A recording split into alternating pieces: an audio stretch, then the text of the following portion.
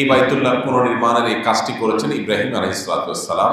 যখন মক্কাতে কোনো মানুষের বসতি ছিল না, সহিহ বুখারীর একটা দীর্ঘ হাদিস আছে, আপনারা অনেকে শুনেছেন। কোনো মানুষের বসতি যখন মক্কাতে ছিল না, আল্লাহর নির্দেশ ছিল ইব্রাহিম আলাইহিস সালামের প্রতি নিজের স্ত্রী হাজারকে এবং ছেলে ইসমাইলকে জনমানব শূন্য মক্কার এই উপত্যকায় রেখে আসা।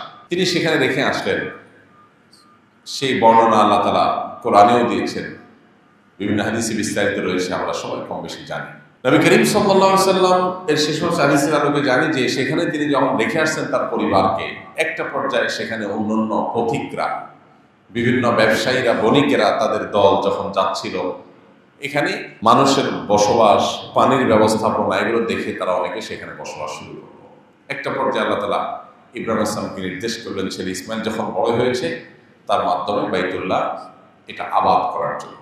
এই বাইতুল্লাহর পুনর্নির্মাণ তিনি করেছেন আল্লাহর আদেশে, আল্লাহর নির্দেশে। বাইতুল্লাহর পুনর্নির্মাণ শেষ করার পর আল্লাহ তাআলা তাকে নির্দেশ করেছেন, ওয়াআযযিন ফিন নাস বিল হজ্জ, ওয়াআযযিন ফিন নাস বিল হজ্জ ইয়াতুকা রিজালান ওয়া আলা কুল্লি দামিরিন ইয়াতিনা মিন কুল্লি ফাজ্জিন আমিক।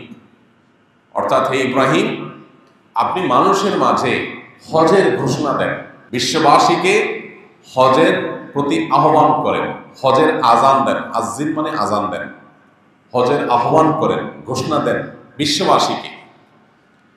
আপনার এই ঘোষণার পর তারা বিভিন্ন প্রান্ত থেকে, সারা পৃথিবীর বিভিন্ন প্রান্ত থেকে আসবে।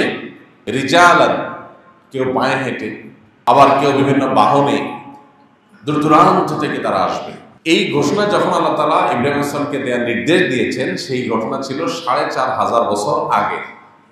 ইব্রাহিম আসলাম যখন কাবা নির্মাণ করেছেন তখন সেই সংবাদ দিয়েছেন কোরআনের মাধ্যমে, আমাদেরকে, আমাদের নবী সাল্লাল্লাহু আলাইহি ওয়াসাল্লামের মাধ্যমে আমাদেরকে জানিয়েছেন। কিন্তু ঘোষণার নির্দেশটা দেওয়া হয়েছিল ইব্রাহিম আসলামের সময়, অর্থাৎ আজ থেকে প্রায় ৪৫০০ বছর আগে। অবাক করা বিষয় হলো, জনমানব শূন্য মক্কায়, যেখানে সামান্য কিছু লোকালয় তখন গড়ে উঠেছে, তাও ইব্রাহিম আসলামের মাধ্যমে, সেখানে আল্লাহ বলছেন ঘোষণা দেন, দূর দূরান্ত থেকে মানুষ আসবে।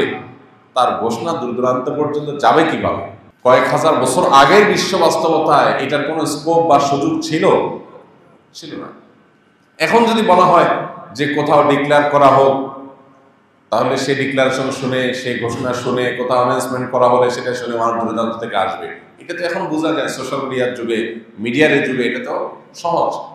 কিন্তু আজ থেকে ৪-৫ হাজার বছর আগের বিশ্ব বাস্তবতায়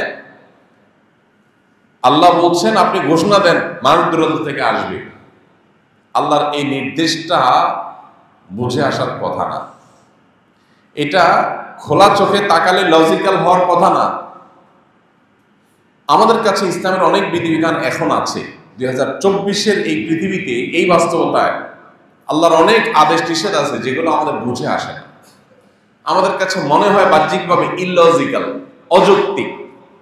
আমরা তখন আমাদের ক্ষুদ্র বিবেক যুক্তি দিয়ে আল্লাহর আদেশ নিষেধের যথার্থতাকে পরিমাপ করার ব্যর্থ চেষ্টা করি। আপনি যদি হজের এই নির্দেশনার দিকে খেয়াল করেন, দেখবেন ইব্রাহিম আলাইহিস সালামকে যখন আল্লাহ নির্দেশ করেছেন আপনি ঘোষণা দেন, মানুষ আসবে দূর দূরান্ত থেকে, ইব্রাহিম আলাইহিস সালাম তো আল্লাহকে এই প্রশ্ন করেন নাই, আল্লাহ কি লাভ হবে এই উপত্যকায় ঘোষণা দিয়ে? আমার আওয়াজ তো পাহাড় এই পাশ থেকে ওই পাশেও যাবে না, মাইকও তখন নাই, নেট নাই, সোশ্যাল মিডিয়া নাই, কিচ্ছু নাই, তো আমি ঘোষণা দিলে দূর দূরান্ত থেকে মানুষ আসবে কিভাবে? মানুষের কাছে তো আহ্বান পৌঁছার কথা না। কিন্তু সে আহ্বান এখন, ইব্রাহিম আলাইহিস সালামের ডাক, তার সে আহ্বান, হজ করার প্রতি ডাক, তার সেই আজান, সেটা পৃথিবীর প্রত্যেকটা প্রান্তে প্রান্তরে পৌঁছে গেছে না যায় না? গিয়েছে।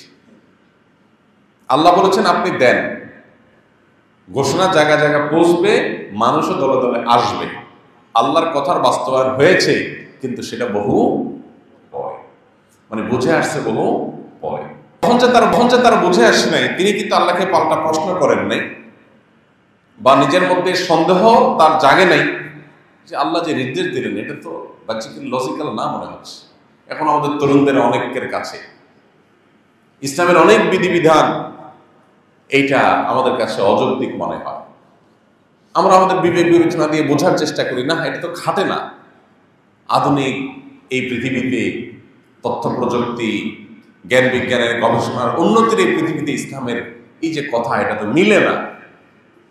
তখন অনেকে নিজের অজান্তে ভিতরে বেঈমান হয়ে যান, বা সন্দেহের দানা তার ভিতরে তৈরি হয়, নাস্তিক্যবাদের বীজ তার মধ্যে বপন হতে থাকে। তিনি জানেন না যে তার বিবেক বিবেচনার ঊর্ধ্বে আল্লাহর বিধিবিধান, বোঝে এখন না আসুক 200 বছর পরে, 2000 বছর পরে আসবে, অথবা কখনো না আসুক, আল্লাহ যা বলেছেন সেটা লজিক্যাল, সেটা যৌক্তিক, সেটা বাস্তব, তার উপরে আর কিছু হতে পারে না, সেটা আমার বুঝে আসুক অথবা না আসুক।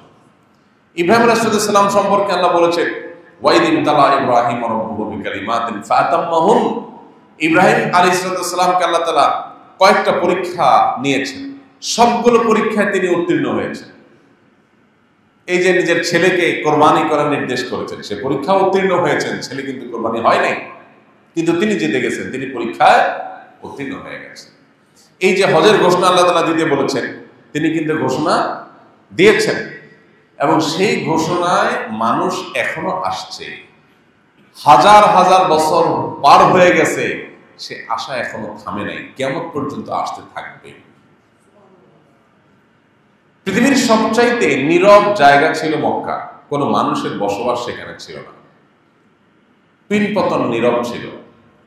ইব্রাহিম আলাইহিস সালাম তার স্ত্রী হাজারকে, ছেলে ইসমাইলকে সেখানে রেখে গেছেন। যখন তাদেরকে সেখানে রেখে যান, হাদিস আমরা সবাই জানি, হাজার আলাইহিস সালাতু সালাম দেখলেন স্বামী তাদেরকে ঘোড়া বা ওটের পিঠ থেকে নামিয়ে পাহাড়ের উপর রেখে চলে যাচ্ছে।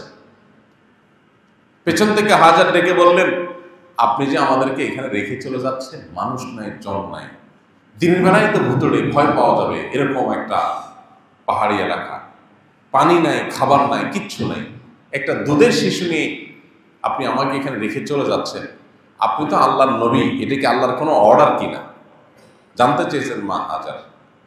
ইব্রাহিম আলাইহিস সালাম পেছনে ফিরে তাকান নাই, তাকাইলে বাচ্চার মুখের দিকে তাকাইলে, স্ত্রীর মুখের দিকে তাকাইলে মায়া লেগে যাবে, আল্লাহর নির্দেশ বাস্তবায়ন করতে পারবেন না, পরীক্ষা ফেল হয়ে যাবে। যেদিকে আসেন ওদিকে তাকিয়েই শুধু মাথা নাড়ালেন, হ্যাঁ আল্লাহর নির্দেশ। তখন হাজার ইসলাম নিশ্চিন্ত হয়ে গেছেন, আল্লাহর নির্দেশ হলে আর টেনশন নাই, আপনি যান। চলে গেছেন তিনি। সেই যে একজন মা, একটা দুধের শিশু, জনমানব শূন্য একটা জায়গায় তারা বসবাস করেছে, তাদের থেকে পানি নাই, বাচ্চার পিপাসা, পাগল হয়ে যাচ্ছে চিৎকারে, মায়ের দুধ শুকিয়ে আসছে, পানি নাই, খাবার ছাড়া থাকা যায়, পানি ছাড়া তো থাকা যায় না। ছুটাছুটি করলেন সাফা পাহাড় থেকে মারওয়া। এই সাফা পাহাড়কে আল্লাহ বলেছেন, ইন্না সাফা ওয়াল মারওয়াতা মিন শাআইরিল্লাহ। এই সাফা এবং এই মারওয়া এগুলো সাধারণ কোনো পাহাড় নয়, এগুলো আল্লাহর কুদরতের নিদর্শন। এই সাফা পাহাড় পৃথিবীর ইতিহাসের বহু ঘটনার সাক্ষী। এই সাফা পাহাড় এখানে রেখে গেছেন ইব্রাহিম ইসলাম তার স্ত্রী হাজার ও ইসমাইলকে। তখন সাফা পাহাড় থেকে দৌড় দিয়ে তিনি বাচ্চাকে রেখে মারওয়া পাহাড়ে চলে গেছেন পানি তালাশ করার জন্য, কারণ এই দুইটাই উঁচু জায়গা ছিল। তখন উঁচু জায়গা থেকে দেখেন আশপাশে পানি আছে কিনা, নাই, কোথাও নাই। সাফায় দাঁড়িয়ে দেখেন নাই, দৌড় দিয়েছেন মারওয়ায়, মারওয়া দেখছেন নাই, আবার সাফায় এসে দেখছেন এখানে নাই, আবার মারওয়া। এভাবে সাফা টু মারওয়া 7 বার আসা যাওয়া করেছেন। এখন আমাদের হজের পাঠ হয়ে গেছে সেটা। তো তিনি যে বারবার গিয়েছেন, পানি পান নাই, আশা ছাড়েন নাই, নিরাশ হয়ে যান নাই, বেঈমান হয়ে যান নাই। আমরা বলে বলতাম এটা কোনো কথা, মানুষ নাই, জন নাই, এখানে রেখে যাওয়ার আল্লাহর নির্দেশ, আল্লাহর এরকম ইলজিক্যাল নির্দেশ কিভাবে করে, আমরা আল্লাহরে নিয়ে প্রশ্ন তুলতাম। তিনি মেনে নিয়েছেন, ছেলের জীবন যায়, নিজের জীবন যায়, ঈমান হারায় নাই। যদি মৃত্যু এসে যায় তাহলে আল্লাহর ফয়সালা, এর মধ্যে কল্যাণ আছে। এটা ছিল ঈমানের পাওয়ার তাদের। এরপরে আল্লাহ তাআলা সাফা মারওয়ার মধ্যবর্তী জায়গায় জমজম কূপের ব্যবস্থা করে দিয়েছেন। আজও পর্যন্ত সেই জমজম কূপের পানি মক্কাতে 30-40 লক্ষ মানুষ এভারেজে সারা বছর পান করেছে। সেখান থেকে লাইন দিয়ে, পাইপ দিয়ে, লাইন নিয়ে মদিনাতে, মসজিদে নববীতে হাজার হাজার লক্ষ লক্ষ মানুষ সারা বছর পান করছে। সারা পৃথিবীতে মানুষ নিয়ে যাচ্ছে, একটা কুয়ার পানি শেষ হচ্ছে না। এবং সেটা 200-400 বছর না, 4500 বছর ধরে। হজে যদি কেউ চোখ নিয়ে যায়, চোখ চর্ম চোখ না, অন্তর চোখ, এটা নিয়ে যদি কেউ যেতে পারে সে ইমানদার হয়ে ফিরে আসবে, তার ইমানের ভেতরটা জেগে উঠবে, সে প্রতিটা পদে পদে আল্লাহর কুদরতের নিদর্শন দেখতে পাবে। আল্লাহ তাআলা সেটা রেখেছে। তো মা হাজার এবং ইসমাইল আলাইহিসসালামকে নিয়ে জনমানব শূন্য ভুতুড়ে পাহাড়ি উপত্যকায় পানি নাই, খাবার নাই, সেখানে রেখে ইব্রাহিম আলাইহিস সালাম চলে আসছেন। দেখেন, সবচাইতে অনাবাদী জায়গা পৃথিবীর সকল প্রান্তের যত শহর, নগর, গ্রাম, বসতি মানুষের আছে, এর মধ্যে একমাত্র নগরী মক্কা মুকাররমা, যেটা 24 ঘন্টা সড়ক থাকে। একসময় যেখানে কোনো মানুষই ছিল না, এখন মানুষ আছে তো আছে, এমন থাকা আছে যে এখানে 24 ঘন্টা শহর জেগে থাকে। আপনি পৃথিবীর অনেক বড় বড় পর্যটন নগরীতে গেলে সেখানে দেখবেন রাতভর মানুষ জেগে আছে, ফুর্তি করছে, আনন্দ বিনোদন করছে, হই হুল্লোড় করছে, তারা বিভিন্ন রকমের উৎসব করছে, কিন্তু সকাল থেকে সব পিনপতন নীরব, সবাই ঘুমাচ্ছে। দিনের বেলা যদি কোনো শহর খুব বেশি সরগরম থাকে, দেখবেন রাতের বেলা সে শহর ঘুমিয়ে পড়েছে। মক্কা এমন একটা শহর 24 ঘন্টা মানুষের কোলাহলে জাগ্রত থাকে। হাজী সাহেবরা অনেকে প্রস্তুতি নিয়ে যান যে একটু নিরিবিলি তওয়াফ করব। নিশ্চয়ই রাত 12টা, 1টা, 2টার দিকে প্রথম যারা হজে উমরা যায় চিন্তা করে যে রাত 2টার দিকে তো আর মাতাফে লোক থাকবে না, সবাই তো হোটেলে ঘুমাবে। তো উনি চুপে চুপে হোটেলে বসে থাকেন, এসে নজরে খেয়ে দিয়ে একদম হাতা গোছায় বসে থাকেন যে আল্লাহর নাম নিয়ে 2টার দিকে যাব, খালি পাবো, একদম ডাইরেক্ট পাথর চুমা দিয়ে দেব। হাজী সাহেব 2টার দিকে ঢুকতে যায়, দেখে হায় হায়, ঠেললে ঠেলা যায় না, লাখ লাখ মানুষ আছে। চিন্তা করে, ঠিক আছে, তাহলে সারা রাত যেহেতু এই লোকগুলো এবাদবন্দি করতেছে, তাহলে এরা সকালে তো ঘুম দিবে। ফজরের পরে হাজী সাহেব বসে থাকে, এরশাকের নামাজ পড়ে 7টা 8টার দিকে লোকজন সবাই ঘুমায় যাবে, নাস্তা টাস্তা খেয়ে সারা রাত এবাদবন্দি করছে, তাইলে তখন আমি ফাঁকা পাবো। তখনও যায় দেখে লাখ লাখ মানুষ। পৃথিবীর আরেকটা শহর আপনি দেখাতে পারবেন না এইরকম 24 ঘন্টা সমান সড়ক, শুধু হজের সিজনে না, শুধু রমজান মাস না, 12 মাস। যে শহর সবচেয়ে অনাবাদ ছিল, আল্লাহ সেটাকে সবচেয়ে বেশি আবাদ করে দিয়েছে। যেখানে কোনো মানুষ ছিল না, সেটা সবচেয়ে বেশি মানুষের কোলাহলের কেন্দ্র করে দিয়েছে। এবং কোরআনে আল্লাহ তাআলা বলেছেন ইব্রাহিম আলাইহিস সালামকে, ইব্রাহিম আলাইহিস সালাম দোয়া করেছেন আল্লাহর কাছে, আল্লাহ এই শহরকে এমন করে দেন যে মানুষের অন্তরগুলো যেন এই শহরের প্রতি টান অনুভব করে। আয়াত যেন কি আছে আবুসাবরা, আফইদাতান নাসি তাহবি ইলাইহি ওয়াজআল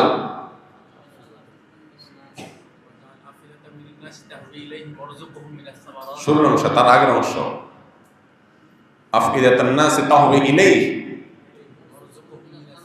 এটা তো পরের অংশ, আগের অংশ। আবুসাবরা পরেরটা সবাই পারে, আগেরটা পারে না। হ্যাঁ, এটা রব্বানা ইন্নী আসকানতু মিন যুররিয়্যাতি বিওয়াদিন গায়রি জি যারইন ইনদা বাইতিকাল মুহাররাম। আল্লাহু আকবার। ইব্রাহিম আলাইহিস সালাম বলছেন, আল্লাহ আমি আমার পরিবারকে, আমার স্ত্রী এবং দুধের এই শিশুকে এমন এক উপত্যকায় আপনার নির্দেশে রেখে গেলাম, গায়রা জি যারইন, এখানে কোনো ফসল নাই, কোনো খাবার নাই, ইনদা বাইতিকাল মুহাররাম, আপনার বাইতুল্লাহ এখানে আছে, তাও আবাদ নাই, মানুষজন নাই। নূহ আলাইহিস সালামের প্লাবনের পরে তার উপরে মাটির লেয়ার পড়ে এটা ঢেকে পড়ে গেছে, ডুবে গেছে, মাটির নিচে চলে গেছে, এখানে কেউ নাই, এই জায়গা আমি রেখে গেলাম। রব্বানা ওয়াজআল রব্বানা লিয়াকিমুস সালাহ, আল্লাহ আমি রেখে গেলাম এদেরকে যাতে এরা নামাজ কায়েম করে। পৃথিবীতে এমন কায়েম করা করছেন যে সেই যে নামাজ কায়েম শুরু হয়েছে, গোটা পৃথিবীতে আজ নামাজ কায়েম করছে ইসমাঈল আলাইহিস সালামের দ্বারায় এবং তার বংশধর মুহাম্মদ সাল্লাল্লাহু আলাইহি ওয়াসাল্লামের দ্বারায় নামাজ কায়েম করেছে। রব্বানা ওয়াজআল লিয়াকিমুস সালাহ ওয়াজআল আফইদাতান নাস তাহবি ইলাইহি, আর এই যে শহর যেখানে রেখে গেলাম সেটা তো শহর না, উপত্যকা, কোনো মানুষ নাই, কোনো ফসল এখানে হয় না। আল্লাহ এখানে আপনি মানুষের অন্তরগুলোকে শহরের প্রতি টান আকর্ষণ সৃষ্টি করে দেন। সৃষ্টি হয়েছে না হয় নাই? কিভাবে হয়েছে? 10 বার 15 বার 20 বার কেউ যদি যায়, উমরা করে, হজ করে, একটা লোক দেখাতে পারবেন না যে বলছে না আল্লাহ, পাবেন না। 6 মাস 1 বছর গেলে অস্থিরতা শুরু হয়ে যায়, টাকা নাই, পয়সা নাই, ব্যাকুল হয়ে যায়, আবার একটু যায়। পৃথিবীর অনেক দামি দামি জায়গা আছে যেগুলোতে আমরা যাই। আমার অনেক যাওয়ার সুযোগ হয়েছে, তাজমহল যাওয়ার সুযোগ হয়েছে, ইতালির রোমের কলোসিয়াম যাওয়ার সুযোগ হয়েছে, তারপরে চেক প্রজাতন্ত্রের প্রাগ শহরে অনেক প্রাচীন বার্লিন ওয়াল, অনেক জায়গা যাওয়ার সুযোগ হয়েছে। আমাকে যদি কেউ বলে চলেন ওই জায়গাটা আবার একটু দেখি, আমার চুল পরিমাণ আগ্রহ অনুভব হবে না। দেখছি একবার, দেখছি, ভিডিও করছি, সব তো ডান অলরেডি, কেন যাবো আবার? যদি কোনো কারণে কারোর সাথে আবার যাইও, ঠিক আছে, 3 নম্বর বার অন্তত যাওয়ার কোনো আগ্রহ থাকবে না। কিন্তু মক্কা এমন একটা জায়গা, বারবার মানুষ যায় কিন্তু তার আগ্রহ কমে না। ওই যে ইব্রাহিম সাল্লাল্লাহু আলাইহি ওয়াসাল্লাম বলছেন, আল্লাহ এটাকে উপত্যকা এমন করে দেন যে মানুষ অন্তরের দিকে সবসময় আকর্ষণ অনুভব করে। এরপরের অংশটা আরো ইন্টারেস্টিং। এরপরে কি? ওয়ারযুক আহলাহু মিনাস সামারাত। আল্লাহ ফল ফসল দিয়ে, এখানে কোনো ফল ফসল হয় না, কোনো গাছ, কিচ্ছু, কোনো খাদ্য নেই, ফল ফসল দিয়ে এদেরকে আপনি, এখানে যারা বসবাস করেন তাদেরকে আপনি পরিপূর্ণ করে দেন, তারা যেন রিজিক পায়। যারা তায়েফ গেছেন, মক্কার সাথেই লাগা, তারা জানেন সুবহানাল্লাহ, আশপাশের সব শহর, তায়েফের যে বর্ডার, সেগুলো থেকে আপনি তায়েফে ঢুকবেন, মনে হচ্ছে যে অদৃশ্য এক দেয়াল আছে। তায়েফের পরিবেশ, আবহাওয়া বসন্তের মতো, পাশে গরম, ভয়ঙ্কর গরম, কিন্তু তায়েফে ঢুকে গেছেন পরিপূর্ণ শীতল পরিবেশ। এমন কোন ফল ফসল নাই যেটা সেখানে হয় না, আশপাশে কোথাও হয় না, কিন্তু ওখানে সব এখনো হয়। হাদিস সাহেবরা গেলে দেখেন ফল আর ফল কিনে নিয়ে আসেন। দোয়া করে গেছেন 4500 আগে ইব্রাহিম আলাইহিস সালাম। কোরআনে সে আয়াত আছে। এই জন্য ভাই, কোরআনের প্রত্যেকটা আয়াতের কুদরতের সাক্ষী যদি আপনি হতে চান, আপনাকে হজ করতে হবে। আল্লাহ আমাদের সেভাবে অন্তর্চক্ষু নিয়ে হজ সম্পাদন করার তৌফিক। কোরআনের প্রত্যেকটা আয়াতের কুদরতের সাক্ষী যদি আপনি হতে চান, আপনাকে হজ করতে হবে। আল্লাহ আমাদের সেভাবে অন্তর্চক্ষু নিয়ে হজ সম্পাদন করার তৌফিক দান করুন। আমিন। যথাযথভাবে হজ করে আমাদেরকে ফিরে আসার তৌফিক দান করুন। আমিন। যারা হজ করতে পারি নাই, এখন থেকে প্রতিজ্ঞা করব, দোয়া করব। এটাকে তো আমরা আজকাল অন্য 10টা ট্রাভেলের মতো, পর্যটনের মতো আমরা বানিয়ে ফেলেছি, সেলফি তোলা, ভিডিও করা, ইত্যাদি ইত্যাদি। এর ভিতরে যে আধ্যাত্মিক রুহানি দিক আছে, ঈমান বৃদ্ধি করার উপাদান আছে, সেটা আমরা অনেকে জানি না। আল্লাহ আমাদেরকে বোঝার তৌফিক দান করুন, আমল করার তৌফিক দান করুন।